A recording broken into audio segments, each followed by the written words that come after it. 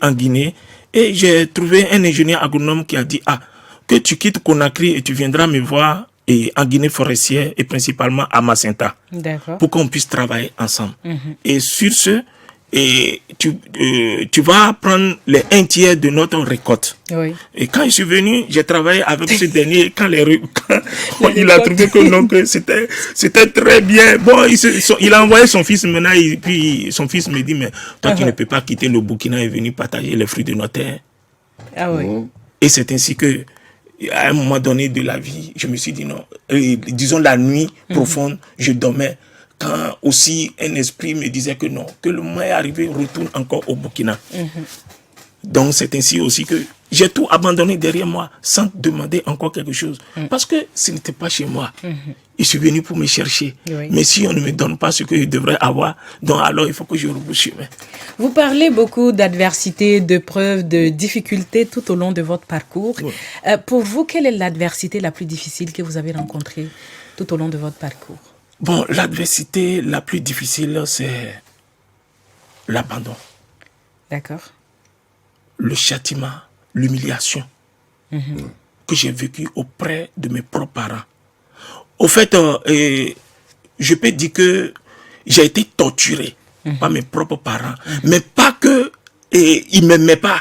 Mais mes parents, ils voulaient tout simplement que je devienne un homme. Mais ça pourrait ne pas être de la bonne façon. Mais j'ai vécu cette situation. Mais cette situation m'a amené à être plus résilient et à voir au-delà de ce qu'il m'infligeait comme correction. Parce que tout ce qu'il voulait, tout simplement, mon enfant, il faut que tu sois un homme. Il faut que tu deviennes un homme. Tu ne dois pas être un lâche. Mon père, il avait beaucoup d'enfants, mais il fallait qu'il soutienne tous ses enfants. Mais moi, déjà, il m'a soutenu jusqu'au bac. Mais il n'avait plus assez de moyens pour m'aider à avancer. Mais qu'est-ce que je dois faire? Mais je ne comprenais pas la vie. J'étais obligé d'aller au port, aller travailler, faire des chargés, décharger, pour que je puisse aller au bac. Mais finalement, j'ai été au bac et j'ai eu mon bac. Et j'ai continué les études. Et aujourd'hui, j'ai des diplômes supérieurs. Mais mon père, s'il ne m'aimait pas, il allait me tuer. Il allait me faire du mal autrement. Mais il m'aimait. Mon père m'aime. Mes parents m'aiment. Si toi, tu es dans une situation difficile aujourd'hui, où tu es sans parents, où tu te retrouves perdu dans la nature, c'est tout simplement que non.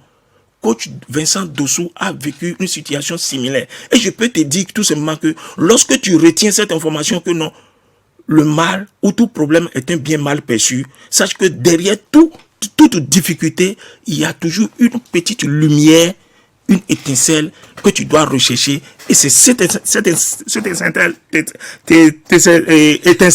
qui va t'aider maintenant à avancer, à retrouver ton bon chemin. Oui. J'ai décelé quelque chose dans ce qu'il vient de dire. Tout problème est un bien mal perçu.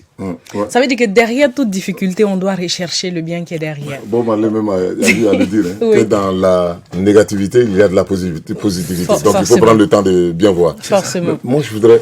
Donc, je vais peut-être revenir sur l'adversité, la torture familiale. Est-ce que c'est ce que vous sentiez de par le passé? Il faut maintenant peut-être changer de paradigme. Oui. Je pense que c'était l'éducation un peu sévère. Alors, vous trouviez ça peut-être de la torture, de la sévérité, je sais pas, ou peut-être d'autres mots que vous trouverez bien pour cette période-là. Mais maintenant, tout ça, ça vous a servi. Est-ce que vous allez toujours continuer à dire que c'était de la méchanceté familiale? Vous savez, c'est d'ailleurs pourquoi j'ai écrit ce livre. Parce qu'à un moment donné de la vie, je m'étais retrouvé même déshabillé dans la rue. Pour quelle raison? Oui, parce que j'étais tourmenté. J'étais traumatisé. D'accord. Oui, on m'avait même attaché pour aller me soigner en son temps. Juste parce que... Parce qu'on pensait que vous étiez malade ou vous étiez malade? Non, au fait, c'est parce que le vieux, tellement qu'il m'avait délaissé, et c'était un changement brusque dans ma vie. Parce que je ne connaissais pas ce qu'on appelle adversité en outrance de cette manière. Où le papa te dit, sors de chez moi, va te chercher. Mais c'était une opportunité pour moi.